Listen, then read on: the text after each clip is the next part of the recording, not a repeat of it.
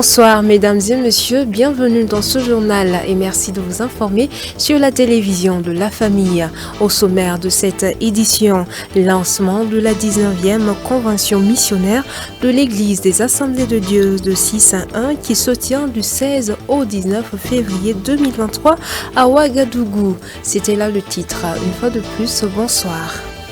Et c'est parti pour la 19e convention missionnaire de l'Église des Assemblées de Dieu de 6-1. Le top départ a été donné par le président du conseil régional de Boulmugou Sud en présence d'autres personnalités ecclésiastiques dont le docteur Moïse Sawadko, membre du bureau exécutif du conseil général des Assemblées de Dieu du Burkina Faso, par ailleurs orateur principal de la dite convention qui se tient du 16 au 19 février 2023. Les échos de la cérémonie d'ouverture avec Odette Zanguena, Yannick Kaboré. La mission dans un contexte de défis sécuritaires, c'est autour de ce thème que l'Église des Assemblées de Dieu de 6-1 organise sa 19e convention missionnaire. Ce sera un temps de communion entre frères et sœurs et entre les serviteurs de Dieu, occasion de booster la mission, la raison d'être de l'Église. Nous avons été guidés par la situation qui prévaut actuellement, notamment la question de l'insécurité au niveau du Burkina Faso et au niveau du Sahel en particulier, en général si vous voulez. Donc on s'est dit qu'un tel contexte mérite quand même une réflexion dans la mesure où toutes les données ont changé. Et la plupart des pasteurs qui sont dans les zones touchées sont déplacés avec leurs membres et c'est souvent très difficile quand même d'annoncer la parole de Dieu. Et par conséquent, le contexte est très très compliqué pour quelqu'un en fait qui va dans ces zones-là et qui n'est pas de la zone, c'est très très compliqué. Donc on s'est dit que ce serait intéressant de décortiquer quand même une telle thématique. Ça peut toujours donner des idées pour les années à venir.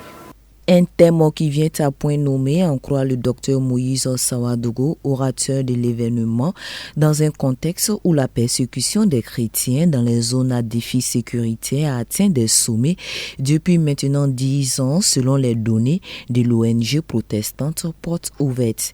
Malheureusement, le Burkina Faso, renchérit l'orateur, n'est pas en reste, occupant le 23e rang dans le top 50 des pays où les chrétiens sont les plus persécutés dans le monde. C'est ce que nous vivons, mais c'est ce que nos parents ont vécu, c'est ce que nos arrière-grands-parents dans la foi ont vécu, c'est ce que le Christ a vécu, c'est ce que les apôtres ont vécu et c'est ce que nos enfants vont vivre. Il y a des situations où on ne sait pas ce qu'il faut dire, mais il y a des situations où le Saint-Esprit nous équipe. Et je crois que pour nos frères qui sont pas seulement dans un étau, mais dans la fournaise, on prie pour que le Saint-Esprit soit avec eux, pour qu'ils puissent tenir ferme, pour qu'ils ne puissent pas renier leur foi, mais qu'ils gardent cette foi qu'ils vont transmettre à la génération qui monte. Pour mémoire, l'Église est née dans un contexte de persécution et cette persécution rime avec la soif grandissante de l'Évangile, d'où tout l'intérêt de tenir de tels cadres de rencontre qui est une opportunité pour les fidèles de réitérer leur engagement à cette noble cause.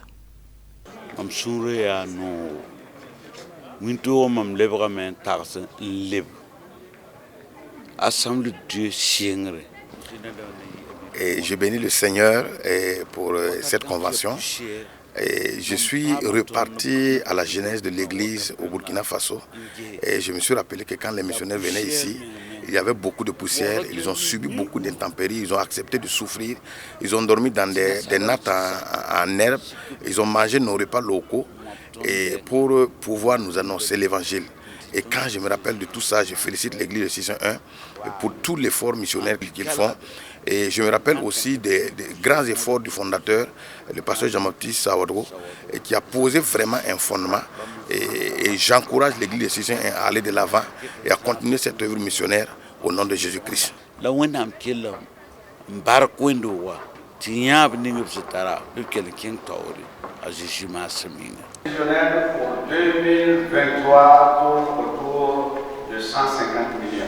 La mission reste une priorité de l'Église qui se doit être un outil pour annoncer la bonne nouvelle de Christ au monde dans une double dynamique, évangélisation et implantation d'Église, tant pour loin de l'Éternel que le fidèle. Nous écrivons l'histoire de notre pays, nous écrivons l'histoire de la foi et je ne sais pas qu'est-ce que nos enfants vont dire de nous. Qu'est-ce que mon père a fait quand il a vu une personne déplacée à la porte? Qu'est-ce que mon père a fait quand il y avait des vêtements qui traînaient quelque part dans la cuisine, alors qu'il y a des personnes qui dorment nues? Qu'est-ce que mon papa, qu'est-ce que maman a fait quand il y avait des morceaux de diam qui pourrissent, alors qu'il y a des personnes qui meurent de faim, des frères qui meurent de faim? À un moment, Paul a été obligé d'éveiller les églises d'Asie pour qu'on fasse une collecte pour venir au secours de l'église de Jérusalem à cause d'une famille. Je pense que c'est le moment de faire comme Paul, de laisser parler notre cœur, surtout de ne pas endurcir notre cœur dans ces moments difficiles. Qu'elle puisse contribuer financièrement et matériellement. L'Église des Assemblées de Dieu de Cissé-1 attend alors tout le monde du 16 au 18 février 2023 à partir de 19h et le dimanche 19 février 2023 pour la grande apothéose avec à l'affiche des temps de louange avec des chantres de la place, d'enseignement avec le docteur Moïse Sawadogo, de prière et de sémence. Car l'heure est grave, la moisson est grande, mais il y a peu d'ouvriers.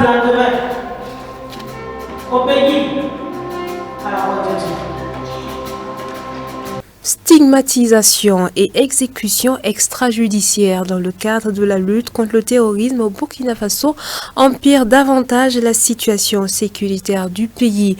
Une interpellation du mouvement des burkinabés, du mouvement burkinabé des droits humains et des peuples qui a animé un atelier ce vendredi 17 février au Centre national de presse Norbert Zongo.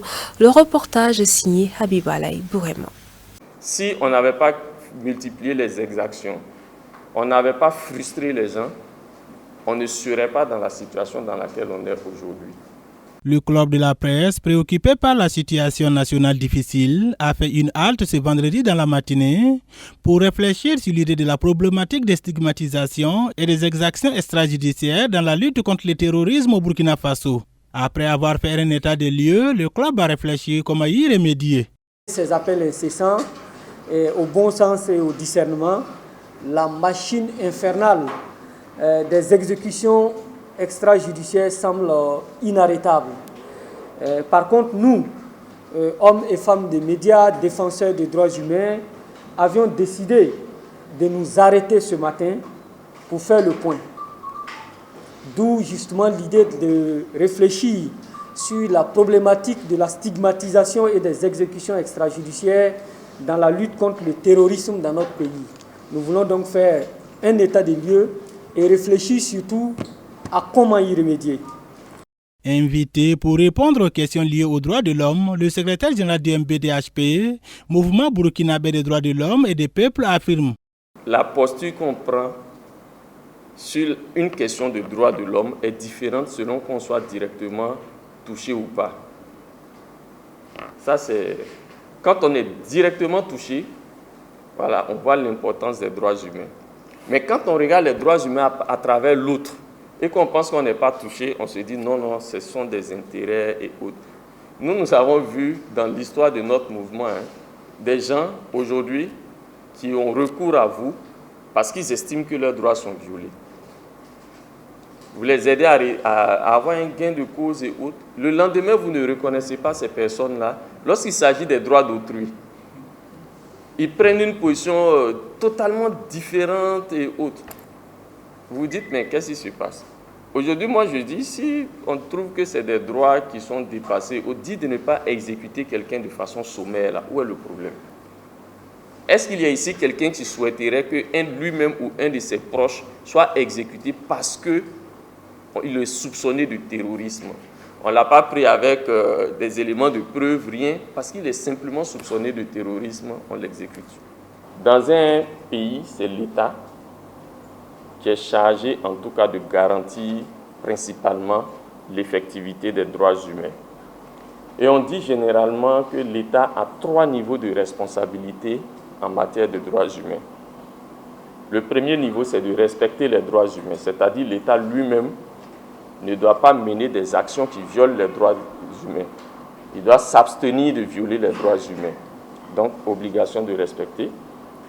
L'État a l'obligation également de protéger les droits humains. Bien qu'elle soit pointée du doigt, la communauté Peul est la première victime du terrorisme au Burkina Faso, selon le coordonnateur du Centre national de presse Norbert Zongo. Quand vous osez parler, vous êtes menacé. Vous voulez que les intellectuels Peul fassent quoi? Est-ce que Ali a dit est vrai? Au début, on n'intéressait personne. Combien d'imams, de chefs Peul ont été massacrés dans le terrorisme? Parce qu'ils ont compris. Les terroristes ont commencé à tuer les leaders Peul. Tous ceux qui pouvaient dissuader les jeunes de rejoindre les rangs, c'est par eux qu'ils ont commencé. Les imams qui faisaient les prêches dans les mosquées pour empêcher que les jeunes les rejoignent, c'est eux qui ont été tués. Ou chassés, quand on tue 2, 3, les autres fuient. La plupart sont à Ouagadougou, il n'y a plus un chef Peul dans la zone, ils sont presque tous à Ouagadougou. Vous voulez qu'ils fassent quoi? Vous voyez, vous êtes victime, vous êtes occupé par les terroristes, mais le raisonnement, c'est de dire, quand vous êtes dans le village, que vous n'avez pas fui, donc vous êtes des terroristes. On ne se pose jamais la question, est-ce que c'est des otages ou pas? Et quand on va venir, on ne va pas trier, on va tous les tuer. Tant qu'on ne change pas de paradigme, on va pousser évidemment les gens dans une insurrection. Parce qu'ils n'ont pas le choix. Qu'est-ce qu'ils font? On rentre dans une famille, on tue une partie, il y a une partie qui arrive à fuir. Mais cette partie qui arrive à fuir là, elle est déjà taxée de terroriste. C'est fini. C'est-à-dire qu'elle est déjà catégorisée de terroriste. Elle fait quoi? Aujourd'hui, moi je vous dis, pour le retour d'informations que j'ai, il faut une mobilisation, honnêtement, de tout le monde. Ce n'est pas une affaire d'intellectuels Peul, de leaders Peul. C'est une question nationale. À commencer par les autorités, c'est eux qui ont la responsabilité. Moi je suis Peul, je n'ai aucune responsabilité face à un acte pour reposer notre Peul.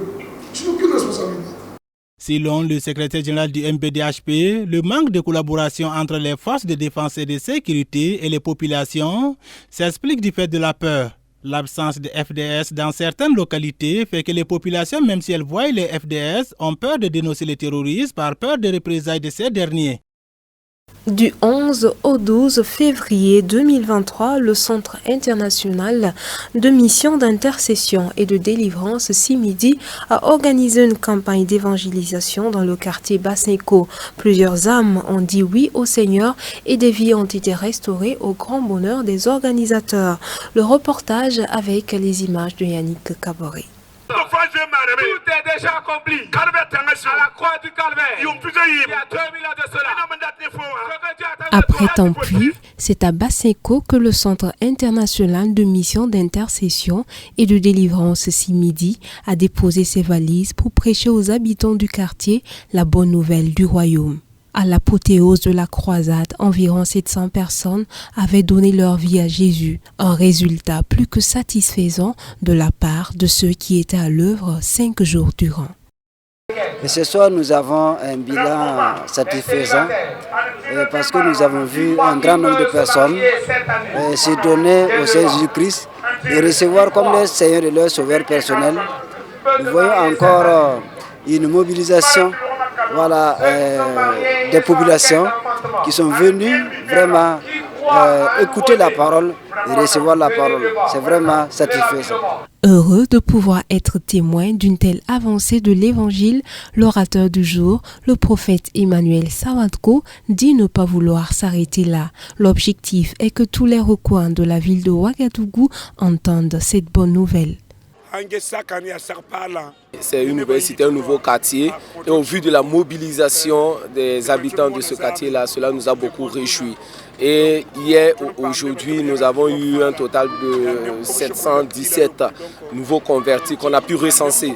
Voilà, et cela vraiment nous réjouit. Au fur et à mesure que nous évangélisons, que nous organisons les campagnes et annonçons l'évangile, nous voyons que les cœurs s'ouvrent de plus en plus.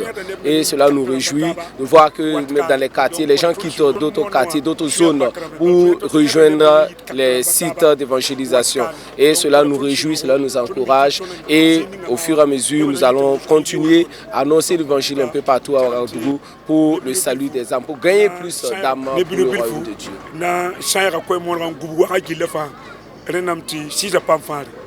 Que ce soit en amont ou en aval, gagner des âmes se prépare. Alors le travail fait au préalable, c'est que les intercesseurs déjà ont pris 2 mois pour jeûner et prier pour cette campagne.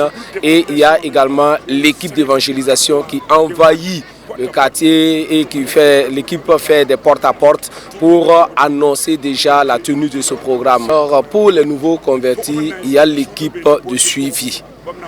Voilà pourquoi à chaque campagne, il y a un recensement qui se fait. On prend les noms, prénoms et les coordonnées, les contacts pour pouvoir les suivre. Non seulement il y aura des SMS, il y aura des appels. L'équipe de suivi ira même à domicile échanger avec eux. Il y aura un enseignement à l'église et par la suite il y aura les séances de baptême d'eau. Et c'est ce qui amènera ces nouveaux convertis à être enracinés dans la foi chrétienne et eux également ils pourront plus tard amener d'autres personnes.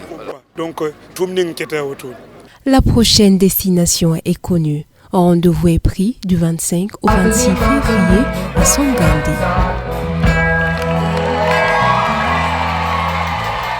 Chose annoncée, chose faite. Ce dimanche 12 février 2023, l'église apostolique de Tanguin a célébré un culte qui a été retransmis en direct sur les antennes de votre télévision canal Vim Kwega. La synthèse du culte avec Delphine Banissi. Les images sont de l'équipe de production de CVK. Je vous remercie et je trouve cette initiative vraiment très bien parce que plusieurs personnes pourront suivre et désormais nos cultes de dimanche. Comme Doris Congo, les fidèles de l'église apostolique de Tanguin ont accueilli avec joie la télévision canal Vim Kwega ce dimanche pour un culte retransmis en direct sur nos antennes. Moment de louange, d'adoration et de communion fraternelle, le nom de l'Éternel est célébré.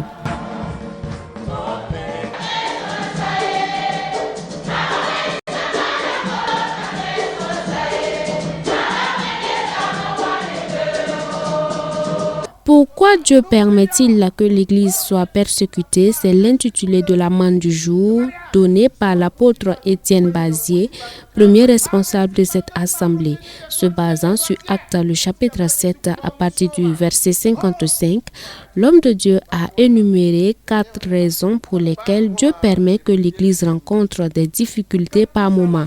Le Seigneur permet cela de temps en temps pour que son Église avance dans la propagation de l'Évangile, pour aussi honorer ses vrais disciples, pour amener les ennemis à être amis et enfin amener la joie du salut et l'espérance dans les 4 coins du monde selon le messager. Nous savons que Christ s'est donné pour racheter cette église qui est son corps et dont lui il est la tête. Mais il a donné aussi son commandement, son ordre à cette église d'aller partout et de faire des nations des disciples.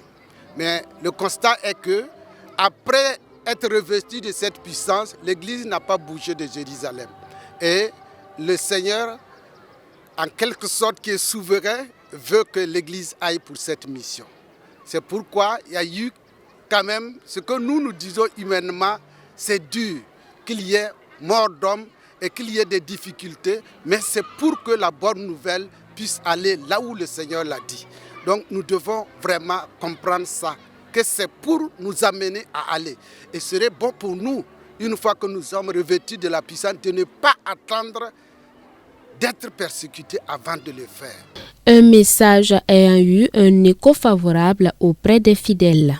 Par rapport au message, nous pouvons dire que la persécution est une bonne chose. Et la parole même de Dieu nous dit que toute chose concourt au bien de ceux qui aiment Dieu. Et après cette prédication, nous sommes réconfortés, nous sommes contents parce que nous savons maintenant le but de notre persécution. Nous savons aussi la fin de notre persécution. J'ai beaucoup apprécié le message parce que le message aussi, ça nous pousse à poursuivre ce que Étienne a fait, à poursuivre son combat pour l'avancée du salut. Dans ce message, il a été question justement de la persécution de l'Église et la persécution d'Étienne. Mais nous retenons que Étienne, dans sa douleur, dans cette souffrance, a invoqué le nom de Dieu pour qu'il pardonne à ses ennemis. Et cela est très, très édifiant Cela nous amène à dépasser souvent notre colère, à dépasser nos rancunes et de prier pour nos ennemis. La gloire de Dieu, c'est quand nous allons voir nos ennemis s'agenouiller face à notre Seigneur et demander pardon.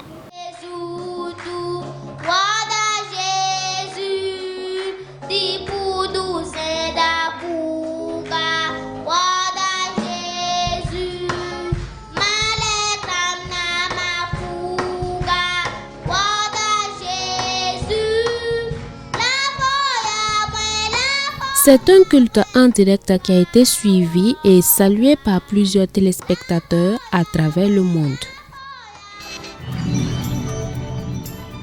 À présent, dans l'actualité hors de chez nous, le Burkina Faso, le Mali et la Guinée vont mener des plaidoyers pour la levée de leur suspension de l'Union africaine lors du 36e sommet de l'organisation.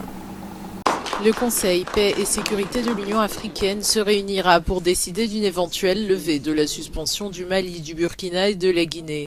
Aucune date sur cette réunion n'a été donnée à ce stade par l'Union africaine qui tient son 36e sommet ce week-end à Addis Abeba. Le Burkina Faso, le Mali et la Guinée, 3 pays dirigés par des militaires suite à des coups d'État, avaient demandé le 10 février que soit levée la suspension de la communauté économique des États d'Afrique de l'Ouest et de l'Union africaine. Ces 3 pays ont affirmé vouloir mutualiser leurs efforts et entreprendre des initiatives communes pour obtenir la levée des mesures de suspension prises par la CEDEAO et l'Union africaine. Les 3 pays ne pourront pas participer ce week-end aux réunions de l'Union africaine, ce sommet de l'organisation qui réunit 55 pays a pour objectif d'accélérer la mise en place de la zone de libre-échange. Au Rwanda, des écoles publiques bénéficieront de l'Internet par satellite qui sera bientôt déployé par l'entreprise américaine Starlink. Pour la phase pilote, 500 écoles bénéficieront de la connexion Internet de Starlink. Starlink poursuit sa progression en Afrique. Après le Nigeria, l'opérateur Internet par satellite du milliardaire Elon Musk va poser ses valises au Rwanda avec la promesse de révolutionner le système éducatif dans les zones non couvertes par la fibre Internet. La correspondante d'Africa News à Kigali, Diana Iriza, a tendu son micro à un professeur de l'école Kimiura dans la capitale rwandaise. Cela jouera un rôle important dans l'amélioration de l'éducation, surtout dans une école comme celle-ci qui n'est pas connectée par un réseau Internet fiable. L'un des défis auxquels nous sommes toujours confrontés est le manque de gadgets numériques pour nos élèves. Dans cette école, nous avons 1405 élèves et les gadgets dont nous disposons ne sont que 136. Ce système de connexion Internet par constellation de satellites a la particularité d'être relativement proche de la Terre, ce qui assure une connexion Internet rapide et plus efficace. Dans un premier temps, Starlink sera déployé dans 500 écoles du Rwanda dès le 22 février prochain. En 2020, moins de 30% de la population avait accès à Internet. Certains élèves sont déjà enthousiastes. Là où je vis, il est difficile de se connecter à Internet. Ce serait bien de venir à l'école et d'avoir accès à Internet. Cela m'aidera dans mes études. Le Rwanda compte 6756 écoles, des écoles primaires, secondaires ou professionnelles. Sur ce nombre, environ 3000 écoles ne sont pas connectées. Le gouvernement rwandais espère réduire ces chiffres après le lancement de Starlink. Et voilà, mesdames et messieurs, qui referme ce journal. Merci de votre aimable attention. Excellent week-end à toutes et à tous sur CVK. Le journal a été réalisé par Aristide Ouetraogo.